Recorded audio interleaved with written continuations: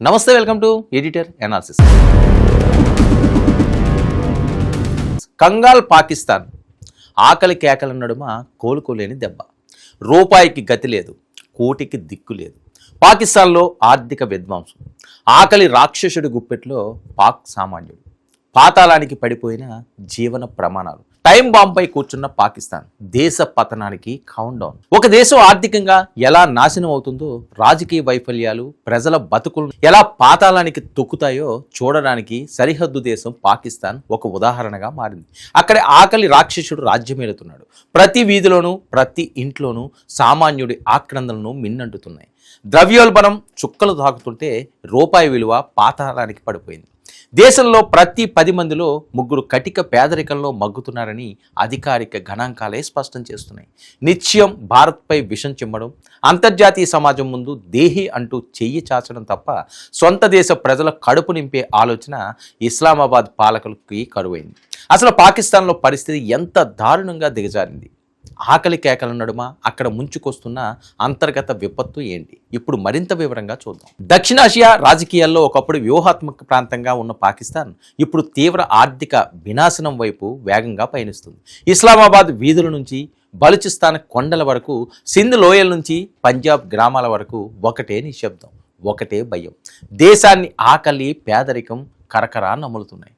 పాకిస్తాన్ తాజా house hold integrated economic survey HIES Pakistan social and living standard measurement PSLM గణాంకాలను విశ్లేషిస్తూ ప్రముఖ వార్తాపత్రిక డాన్ వెలువరించిన కథనం ప్రపంచాన్ని దిగ్భ్రాంతికి గురిచేస్తుంది. దేశంలో జాతీయ పేదరిక రేటు ఏకంగా 28.9% చేరుకుంది. 2018-19 కాలంలో 21.8% ఉన్న పేదరికం కేవలం 6 ఏళ్ల వ్యవధిలోనే దాదాపు 7% పైగా పెరిగిపోవడం సామాన్యమైన విషయం కాదు. దీని అర్థం ఏంటంటే పాకిస్తాన్లో ప్రతి 10 మంది పౌరుల్లో దాదాపు 3 కనీసం అవసరాలు కూడా తీర్చుకోలేని అత్యంత దయనీయ స్థితిలో జీవిస్తున్నారు.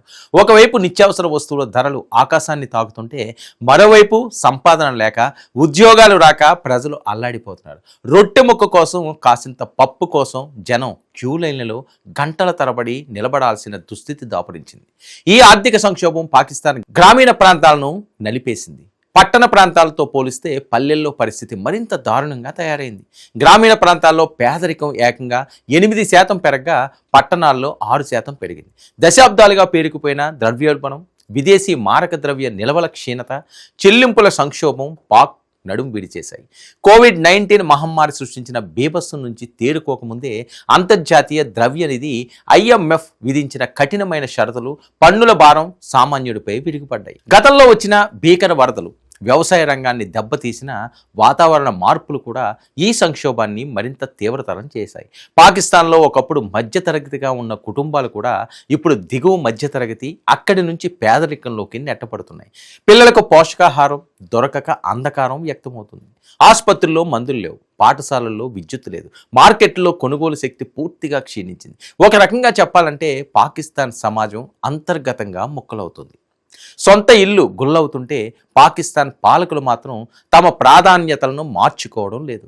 సైనిక బడ్జెట్ను పెంచుకుంటూ ఉగ్రవాద మూలాలను పోషిస్తూ దేశాన్ని దివాలా తీయించారు. IMF ఇచ్చే ప్రతి అప్పును మళ్ళీ పాత అప్పులు తీర్చడానికి వాడుతూ కొత్త సంస్కరణలు చేపట్టడంలో దారుణంగా విఫలమయ్యారు. విద్య, వైద్యం, మౌలిక సదుపాయాల అభివృద్ధిని పూర్తిగా పక్కన పడేసి కేవలం రాజకీయ మనుగడ కోసం కూటమి ప్రభుత్వాలు నాటకాలు ఆడుతున్నాయి. ఇక అంతర్జాతీయంగా జియో పాలిటిక్స్ పరిశీలిస్తే ప్రపంచ దేశాలు ఇప్పుడు సాంకేతికత, ఆర్టిఫిషియల్ ఇంటెలిజెన్స్, గ్రీన్ ఎనర్జీ వైపు పరుగులు తీస్తుంటే పాకిస్తాన్ మాత్రం అప్పు పుడితే చాలు అనే భిక్షాటన ధోరణిలో ఉండిపోయింది. చైనా నిర్మిస్తున్న CPEC ప్రాజెక్టులు కూడా పాకిస్తాన్ను అప్పుల ఊబిలోకి నెట్టేశాయే తప్ప స్థానిక ప్రజల బతుకుల్లో ఎలాంటి వెలుగులు నింపలేకపోయాయి. ఫలితంగా దేశంలో నిరుద్యోగం, నేరాలు, అంతర్గత అలజడులు విపరీతంగా పెరిగిపోతున్నాయి. భారత్ ఆర్థికంగా ప్రపంచంలోనే అతిపెద్ద శక్తిగా ఎదుగుతుంటే సరిహద్దు అవతల వైపు ఉన్న పాకిస్తాన్ మాత్రం పాతాళానికి పడిపోతుంది.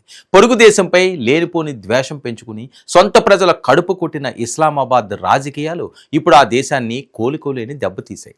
ప్రజల ఆకలి కేకలను అణచివేయడం ఏ ప్రభుత్వానికి సాధ్యం కాదు. ఇప్పటికే బలూచిస్తాన్, ఖైబర్ పఖ్తూన్ఖ్వా ప్రాంతాలలో పాలకులకు వ్యతిరేకంగా ప్రజల నిరసనలు ఉధృతం అవుతున్నాయి.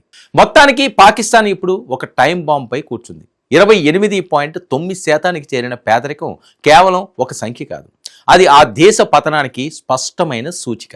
ఇప్పటికైనా ఇస్లామాబాద్లోని పాలకులు తమ విఫల విదేశాంగ ఆర్థిక విధానాలను పక్కన పెట్టి సొంత ప్రజల కనీస అవసరాలపై దృష్టి పెట్టకపోతే పాకిస్తాన్ అంతర్గత తిరుగుబాట్లతో, ఆకలి చావులతో పూర్తిగా విచ్ఛిన్నం కావడం ఖాయంగా కనిపిస్తుంది. పాకిస్తాన్ పరిస్థితి ఇప్పుడు చెవిటివాని ముందు శంఖం ఊదినట్లు తయారైంది. ఆర్థిక నిపుణులు ఎంత హెచ్చరిస్తున్నా, IMF ఎంత ఒత్తిడి తెస్తున్నా అక్కడ రాజకీయ స్థిరత్వం, స్పష్టమైన ఆర్థిక ప్రణాళికలు కరువయ్యాయి.